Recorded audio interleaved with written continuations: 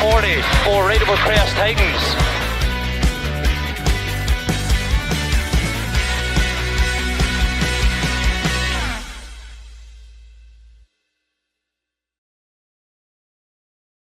Last time out on the dirt in the British Cross Country Championship, it was victory for Aston Cox, narrowly beating Paul Rowlands to that win and making it 2 winners from 2 rounds in the championship so far. Now, after a short break, our championship crews were back in action and sticking with Wales as the location for round 3, this time on a fantastic piece of land owned by championship sponsors Parr Homes, which would provide a 7-mile challenging course to test man and machine. On to the first runs of day 1 then, and it would be the lead for Paul Rowlands and Neil Lloyd. Coming out of the blocks, keen to get a win on the board and trying hard from the off. A double puncture by the end of the first run was less than ideal, but by the end of the second run of the day, they'd moved up into that lead. Fastest over the first run were Richard Kershaw and Andy Powell, but that good run for them early on would come to an end. They ran out of fuel on the second run, the fuel gauge in the car giving a false reading and causing them to stop midway round the course, putting them down in a frustrated 22nd overall. Second at this stage on the leaderboard would be Ian Gregg and Jason Noakes, and they were going well. The times were good, and they end the morning with 21 seconds to the leaders at this stage. Just behind Gregg and Noakes in third will be Jordan Albury and Steve Gardner. A strong start for the pair who were on the pace right from the off and settling into an early podium position as things looked for now. It had been touch and go, meanwhile, just getting here for Aston Cox and Simon Kerfoot. They get the gearbox back from being rebuilt, having to fit it on the Friday, arriving late at the event to get the car ready. They make a good start though, putting those woes behind them. Just 1 puncture on the first run and settling into 4th place for now. A bent rim will be the only issue for Ben Cundy and Andy Greeny. They make a last-minute decision to do this round after looking at the points and realising that they could take the trophy class in the championship this weekend with a finish. And it was a slightly more cautious start to this round than we had at round 1 for our winners of the opening round, Jason Rowlands and Craig Davies. They end the morning's first few runs 6th place, 30 seconds back from Dad Paul up ahead.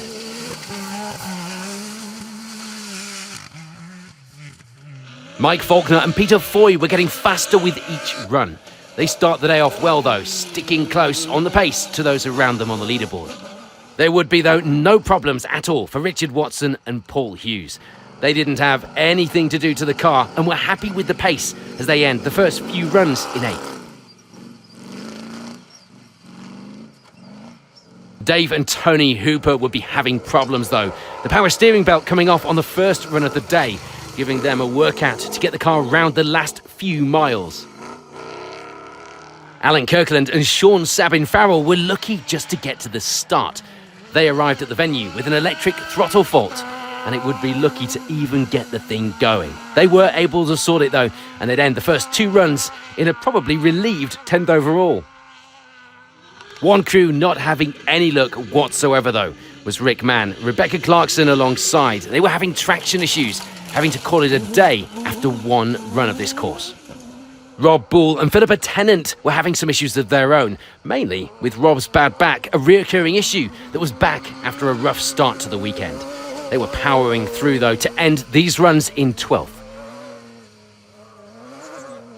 Ed Cobley would be suffering but from temperature issues in the car, put down to him trying a little too hard, shall we say, but things were still going well. He lies in 14th position on the leaderboard for now. And Phil Bayliss and Lance Murphy were struggling to find the pace on the course through the morning. But things were still going pretty well for the pair, all considered. They were lying first in their class as well. The day had started well for Nick Pritchard and Richard Griffiths, but it wouldn't last. They put in 3 run times in a row, but then 2 maximums at the end of the day, seeing them lying down in 23rd overall. And it was a ball joint failure on the first run of the event that would call an early end to the day for Max and Darren Cook. They need to get it sorted and try their best to get back out on day 2 to salvage what they could from the weekend. Carl Duffield and Martin Wellock, meanwhile, would have problems when they break down on the first run. The car just not starting. They do get it towed back to service, only to find it working again once they got there. Of course it was. They head out for a much better run on run 2, but they were now down in 26th overall. So, 2 runs complete, plenty of strife through the leaderboard at this stage and some early drama as well. But things were fast out there. The results at the top are shaping up like this.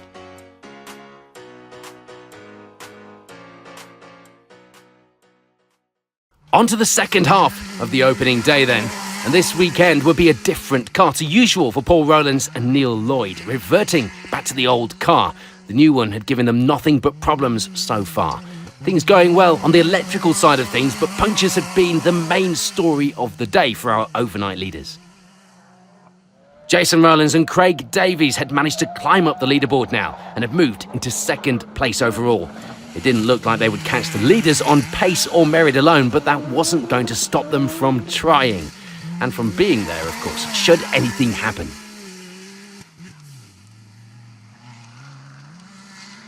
There would be another puncture to end the day for Aston Cox and Simon Kerfoot, but they were still putting in the times and would round out the podium positions at the end of day 1. Not such good fortune, though, for Jordan Albury and Steve Gardiner. Their third place was gone, throttle body sensor problems putting them out and down in 16th with a last run maximum. Despite help from the Rowlands looking for a spare, they were unable to start again on day 2.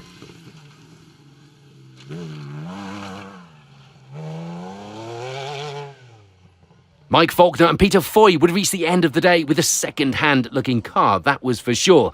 They hit one of the culverts with too much speed, crashing the front end into the other side. Luckily just cosmetic, but there would now be some repair work to get that car ready for day 2. Have you done? Yeah, just one of the many drainage culverts. It's 7 mile, it's hard to do, just to remember every bit, and we were trying harder and harder, times were getting quicker.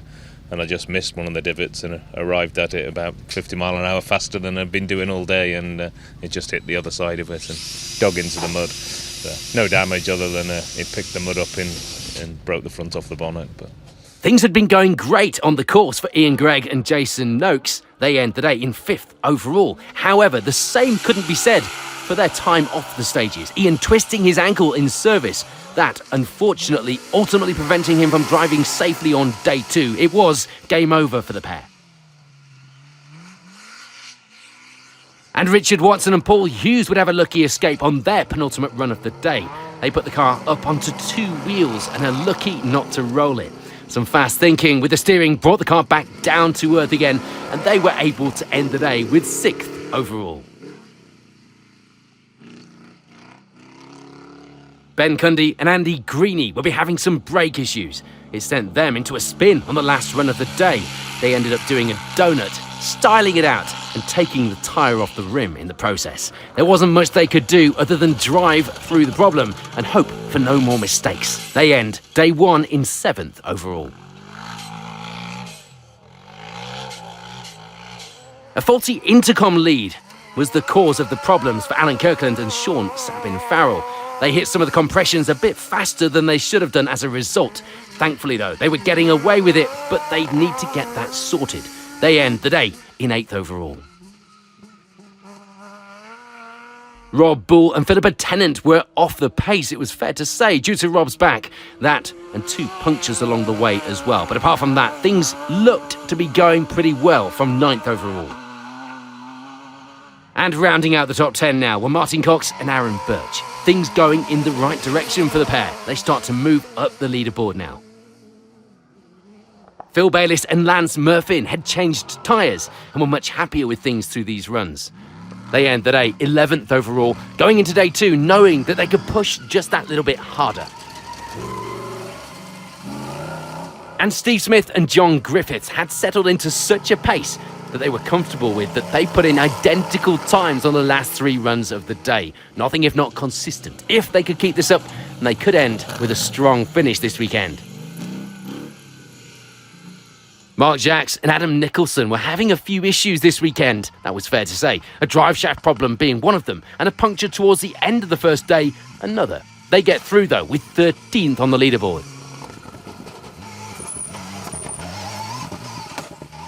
It was Richard Kershaw and Andy Powell, though, on a charge now and moving their way back through the order after their earlier fuel problems.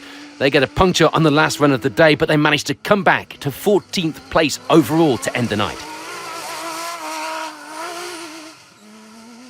It was 15th overall at the end of day one for Benjamin and Rachel Clay. The pair with a good solid lead in Class 7 as well with that result at this stage. And going well in that Martini Tribute liveried car. It looks great, doesn't it? Another car that would look great this weekend, but unfortunately will be the last we'd see of it, was Phil Ibbotson and Ben Farmer. They'd hit a culvert too hard, causing some damage to the suspension and not carrying any spares. That meant it was game over for the pair. They end the day in 17th overall, perhaps wondering what could have been. And Ed Cobley would have a final run drama when the car cut out right at the finish. He wasn't sure if it was fuel or something more sinister, and despite a small amount of optimism, he wouldn't be back out for day two. Hoping so. We've had a really good day. We've been suffering temperature issues all day. I'm not going to blame the bogs out there. Me trying a bit too hard. I'm kind of hoping that we may have run out of fuel, but I don't think so. I think the engine's got too warm. But John Aston and the team, what a great stage, you know, absolutely epic out there. And just thank my sponsors, Devanti, and the rest of the guys for helping and getting me here. With their only class rivals not managing to get to the end of day one, Jesus Navarro and Raquel Dorado would of course be in the lead of the class. However, they were finding the course to be pretty difficult. The McRae Enduro car made for much more open stages with less hazards, shall we say, making it hard to drive this as well as they could this weekend. The end of the event would be signalled by alternator issues for Luke and John Sagar, and with no spare, they'd be unable to start again on day two. It hadn't been the best of weekends. The pace looked good when they were going, but the alternator problems and a broken drive shaft took their toll on the leaderboard. It was also a broken drive shaft on the third run that would be one of a few problems for Andrew Robinson and Tony Jones. That was on the third. They'd missed the next one as a result. And after a good second run, Carl Duffield and Martin Wellock will be back out again. Sadly, though, for them, they break down on the third run, this time with a broken diff mount. And it was, this time, game over. Peter and Louis Medley would break a wheel on the car. That, one of a number of issues that they'd faced on day one. They also popped a seal out of the back of the gearbox as well. So a troublesome day, and they were down in last place. A gruelling day one complete then here in Wales. Here's how the leaderboard is shaping up at the top.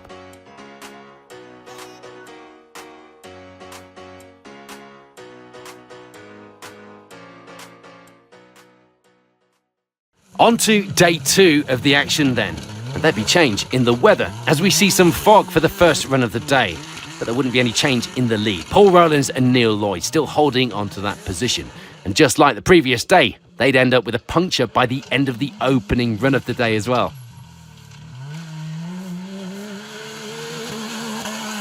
Despite a valiant effort to this point, it was game over for Jason Rowlands and Craig Davies. The pair have electrical issues and wouldn't be able to get things fixed into day two. Things were going the right way though for Aston Cox and Simon Kerfoot now. They were now in second place, the lead looking too far ahead to chase on merit alone. But as always, in this game, you have to be there and keep the pressure on just in case issues crop up ahead, and they often do. Things were still going well, meanwhile, for Mike Faulkner and Peter Foy. They were in a podium position and looking good out there on this 7-mile course. They do damage the front a little more on one of the rough sections of the course, but the main damage to that had already been done, of course. Things were still going to plan for Ben Cundy and Andy Greening. They were now into 4th overall. Not bad for their quote of just trying to get to the finish. They had about a minute and a half to the podium, so they wouldn't be doing anything silly like chasing for that. And it was still a smooth-looking run for Alan Kirkland and Sean Sabin Farrell. They end the first half of the day in 5th overall. They were, though, starting to get into a bit of a no-man's land on the times. And a puncture would be the cause of a bit of time lost for Martin Cox and Aaron Birch. A bit of damage to the bodywork as a result as well by the end of the run. But crucially, they were still going, and pretty well, and they'd moved the right way on the order now into 6th. A similar story for Phil Bayliss and Lance Murfin as well, moving up into 7th overall despite a puncture for them in the morning. It didn't cost them too much time, as you can tell from that leaderboard. Mark Jacks and Adam Nicholson were having a better day too as well. They end the morning 8th place overall now, and things looked to be going well. Former champion Richard Kershaw, Andy Powell alongside, continued his climb up the leaderboard and had made it into 9th place overall now. It wasn't the lead or indeed the podium that they felt that it should have been fighting for, and who'd disagree. But damage limitation was key to getting some important points towards that championship campaign. Richard Watson and Paul Hughes would frustratingly for them drop some time. A drive shaft breaking on the first run of the day and dropping them into 10th place overall. And this would be the last we'd see of Rob Bull and Philippa Tennant. The electrical problems that they thought had been sorted would come back to haunt them on day 2, causing the pair to have to retire when the car was cutting out in the course. Dave and Tony Hooper, though, were persevering through the various problems that they'd had and would in fact be limping the car around the course at times. Other runs going much better. They continue, though, and they will be lying in 13th place overall. A good weekend for picking up some positions if you can make the finish. Marvin Refold and Adam Hayer had missed day 1 due to having to go home for suspension parts. After their road trip, they get back out for day 2 and some valuable seat time. But even more problems lay ahead. Not the best of weekends for the pair, that was for sure. So just the final few runs to go, but who would make it to the end? That was anything but certain right now. But for now, here's how the leaderboard is looking.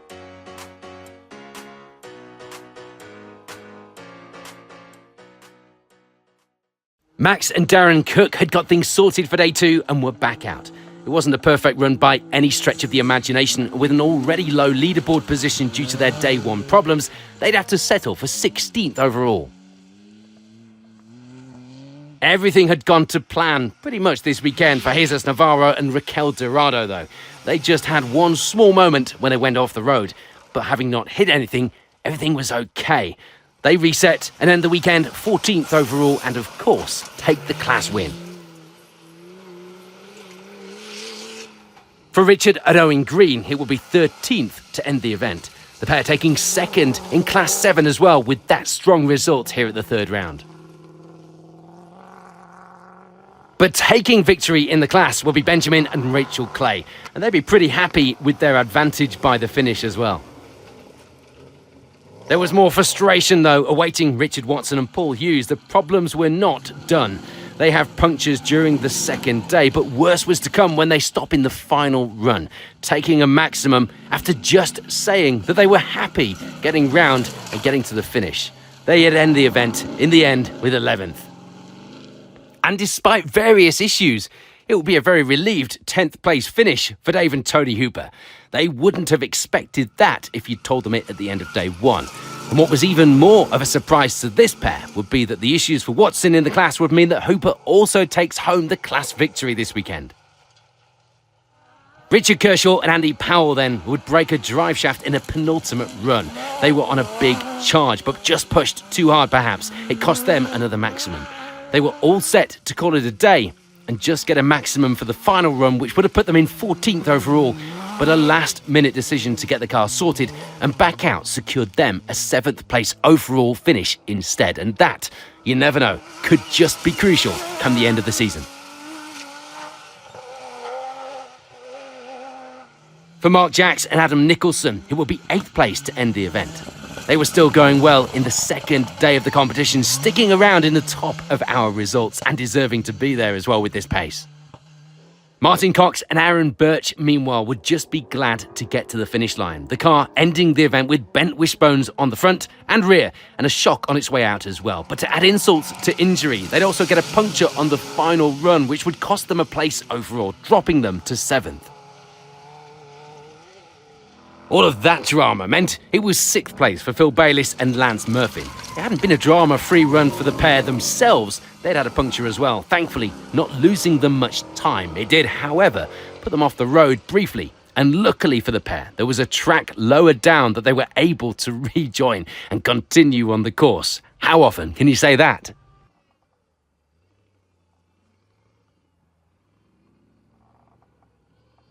Alan Kirkland and Sean Sabin Farrell would get a puncture themselves on the 4th run on day 2, but it would be a vibration on the car, causing them to back off a little on the final run of the event just to get home in one piece. It was a good decision. They take 5th place overall.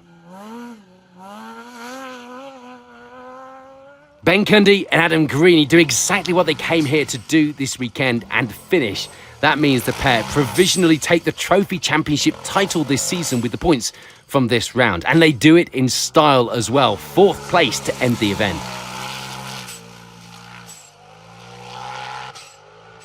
No change in the podium positions though. We see Mike Faulkner and Peter Foy keeping things going the right way and claiming their best results so far. They'd be glad the event was over though. The car now down on traction and only running in 2-wheel drive, not to mention looking a little second-hand in places. For Aston Cox and Simon Kerfert, it would be 2nd place. Not the repeat of victory from last time out that they came here looking for, perhaps, but they were happy with 2nd. Some good points to add to the leaderboard for their championship tally, and it would put them a step closer to title glory. But all of that and 2 days of fast, grueling, dramatic action means taking victory were Paul Rowlands and Neil Lloyd. And they weren't done with their own drama either. Punctures again, going from 9 in total this weekend. This win, though, making it 3 winners from 3 rounds so far. This really is anyone's championship to play for when the racing is this good. So before we get reaction from our event winner, here's a look at how those final results were decided.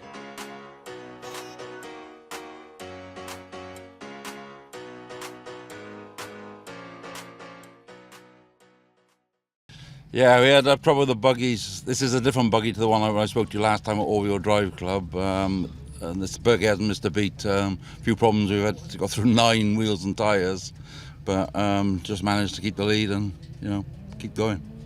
Yeah, no, I'm really happy with the result. And so, and the stress this last 2 weeks trying to get gearbox sorted out was not very fun, should we say, but boys at SWR Motorsport have done an acceptable job. I can't thank them enough for what they've done, because they worked the hours they worked last week to get everything all done for us was much appreciated. And so we didn't pick the box up until 6 o'clock on Friday, and then back, the gearbox was back in at 8:15, loaded up straight to Wales. So yeah, no, the build up to the event hasn't been very good, but I haven't been the quickest at all this weekend. So back, well, I couldn't find the pace really.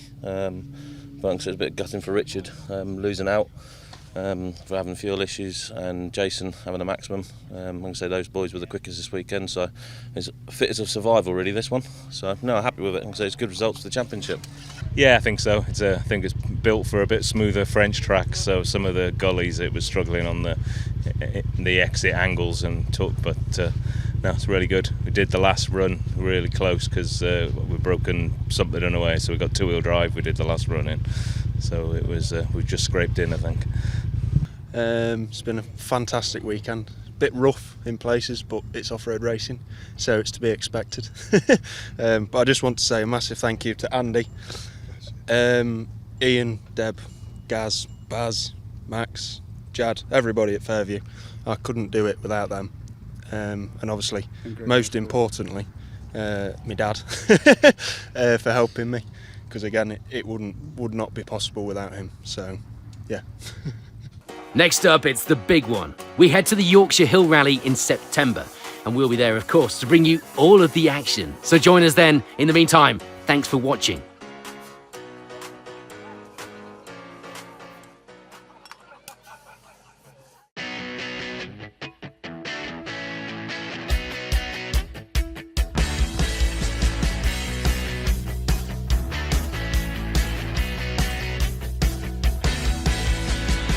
clear, 40 for Raidable Crest Titans.